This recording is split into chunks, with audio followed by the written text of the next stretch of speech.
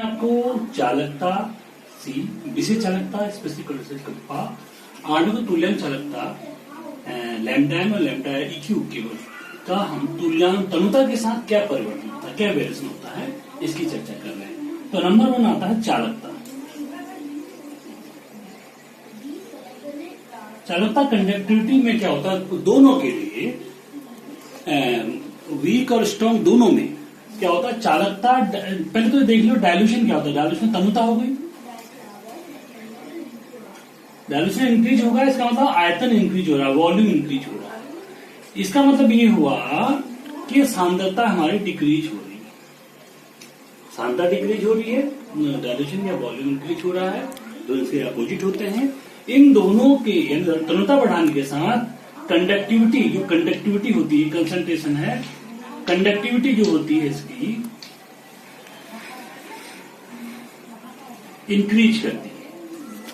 लेकिन ये दोनों के लिए स्ट्रॉन्ग और वीक, स्ट्रॉन्ग एंड वीक दोनों के लिए ये हमारा लागू होता है। लेकिन रीजन जो होता है दोनों का अलग अलग होता है। जहां तक हमारा वीक इलेक्ट्रोलाइट की बात है, दुर्बल विद्युत अभिवृत्ति की बात है, इसमें क्या होता है अल्फा का मान काफी कम होता है, नियर अबाउट 5% होता है। तो क्या तनुता बढ़ाने के साथ डिग्री ऑफ डिसोर्शन बढ़ जाता है, डिग्री ऑफ डिसोर्शन बढ़ने के साथ कंडक्टिविटी बढ़ जाती है।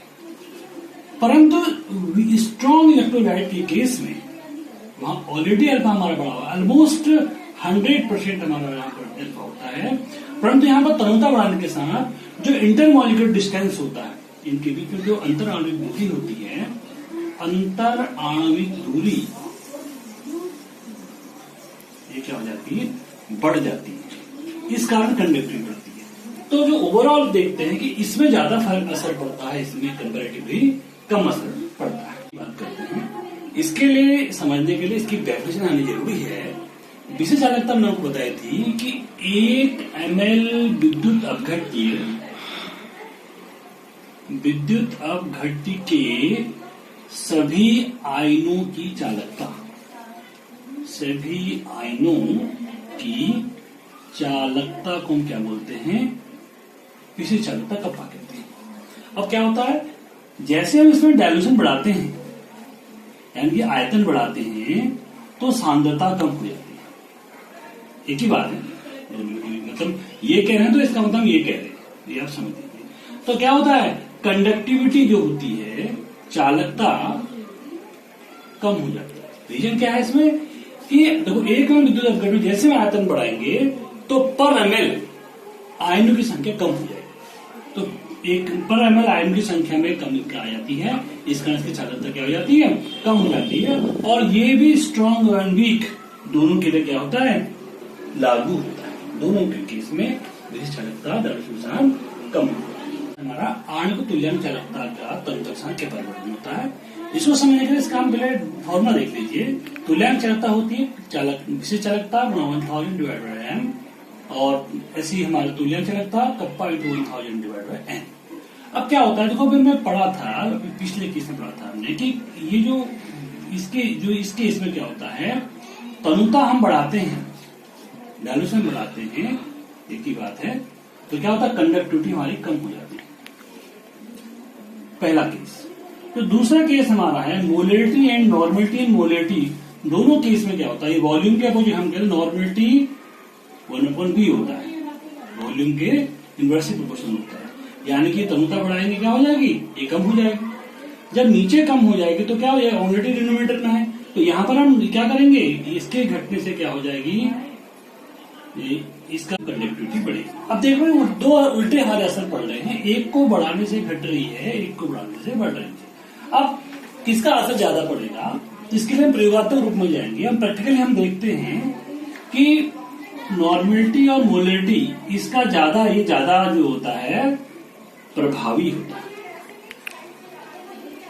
अतः हम इस निष्कर्ष पर पहुंचेंगे कि तनुता बढ़ाने पर कंडक्टिविटी क्या हो जाएगी, बढ़ जाएगी। तुल्यांक और आणविक चालकता क्या हो जाएगी, इसकी कंडक्टिविटी बढ़ जाएगी। तुल्यांक चालकता में डायल्यूशन बढ़ाने से तनुता बढ़ाने चालकता बढ़ती है, लेकिन इसका प्रबल और दुर्बल दोनों विद्युत अपघट्य में अलग अलग असर होता है। आप यहाँ देखिए प्रबल विद्युत अपघट्य के लिए ग्राफ बनाया गया है, ये दुर्बल विद्युत अपघट्य के लिए ग्राफ बना गया है। इसमें यदि हम अंडरूट सी और आणविक चालकता के साथ ग्राफ खींचते हैं तो क्या होता है, हमें एक ऐसा कर्व मिलता है। ये वैज्ञानिकों ने अपने हिसाब से लिया, उसी को हम एडजेक्टिव बता रहे हैं। तो ये कर्व आ रहा है, इसका निगेटिव, इसका जो ढाल है ऋणात्मक है। कि मैथमेटिकली आप बाद में समझेंगे, इसका ढाल क्या है, ऋणात्मक है। यदि हम इसको आगे बढ़ा देते हैं, यदि हम आगे बढ़ाते हैं तो इस पॉइंट पर, यानी कि क्या हो रहा है, यहाँ पर सांद्रता कम हो रही है, तनुता बढ़ रही है। तनुता क्या हो रहा है, यहाँ बढ़ रही है। तो यहाँ पर अनंत इनफाइनाइट डायल्यूशन पर जो इस यहाँ पर जो हमारा वो आएगा डायल्यूशन चालकता आएगी, अनंत मतलब अनंत तनुता पर क्या हो जाएगी, यहाँ पर चालकता हो जाएगी। तो ये हमारा ग्राफ हमारा ऐसा आता है। यहाँ पर अलग कंडीशन में चेक कर सकते हैं। तो यदि हम इसको देखते हैं, एक सरल रेखा ग्राफ है, तो क्या करेंगे, इसको y बराबर mx प्लस सी के रूप में हम सरल रेखा समीकरण देखते हैं। y क्या है हमारा, लैम्डा m है, m क्या है, इसका ढाल है, इसको हम माइनस बी ले लेते हैं, माइनस बी। x क्या है, x हमारा ये x एक्सिस है, तो रूट ऑफ सी ले लें। और सी क्या है, अंतःखंड है, यानी कि जिस स्थिति पर अनंत तनुता मिल रही है, प्लस का आ गया ये। यदि उसको सॉल्व करते हैं, ये क्या आ जाएगा, लैम्डा एम बराबर infinity of lambda M minus B root C. ये एक हमारी इक्वेशन आ गई। ये इक्वेशन हमारी बॉय-हैकल ओसेंगर इक्वेशन से बोलते हैं। इस आधार पर क्या है, किसी भी विद्युत अपघट्य की अनंत तनुता पर चालकता की गणना कर सकते हैं। लेकिन उसके विपरीत यदि हम दुर्बल विद्युत अपघट्य में देखते हैं, चालकता बढ़ रही है, लेकिन यहाँ पर अनंत तनुता पर चालकता को हम कैलकुलेट इसके थ्रू नहीं कर सकते। इसको हम ऐसे हम रिप्रेजेंट करते हैं। इसको बताने के लिए कोलराउस के नियम, कोलराउस के थ्रू हम जो है अनंत चालकता पर, उसकी अनंत तनुता पर चालकता की गणना करते हैं। थोड़ी देर में आपको कोलराउस का नियम बता रहा हूँ। प्रबल विद्युत अपघट्य के थ्रू की सहायता से हम दुर्बल विद्युत अपघट्य की क्या करते हैं, चालकता की गणना करते हैं। कोलराउस के नियम, कोलराउस ने ये कहा कि विद्युत अपघट्य का प्रत्येक आयन बिलियन में अपना निश्चित योगदान करता है अनंत तनुता पर, और जो आयन होते हैं उनकी एक जो योगदान होता है एक दूसरे से भिन्न होता है। माना हमारे पास NaCl कोई विद्युत अपघट्य है, दोनों की का योगदान जो है अलग अलग होगा, उनकी फिक्स होगा, एक दूसरे पर एक के योगदान का दूसरे के योगदान कोई फर्क नहीं पड़ता। और जो कुल योगदान होता है अनंत तनुता पर उनका जो चालकता कुल योगदान होता है, वो क्या होता है, उनके आयनों के कुल संख्या, धनायन की कुल कितनी संख्या है, माना हमारे पास ये V प्लस न्यू प्लस जो है धनायन की संख्या है और न्यू माइनस ऋणायन की संख्या है। तो धनायन की संख्या से एक धनायन की चालकता को मल्टीप्लाई करेंगे अनंत तनुता पर, ऐसे ऋणायन से करेंगे, जोड़ देंगे तो अनंत तनुता पर मोलर चालकता हमारी आ जाएगी।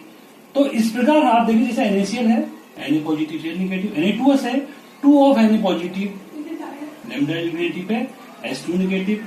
जैसे यहाँ पे Al2 SO4 होल था, ऐसे ट्वाइस ऑफ Al3 पॉजिटिव अनंत तनुता पर, thrice of SO4 SO4 negative अनंत तनुता पर चालकता की गणना कर सकते हैं। एसिटिक एसिड की अनंत तनुता पर चालकता की गणना करनी, मोलर चालकता की गणना करनी है।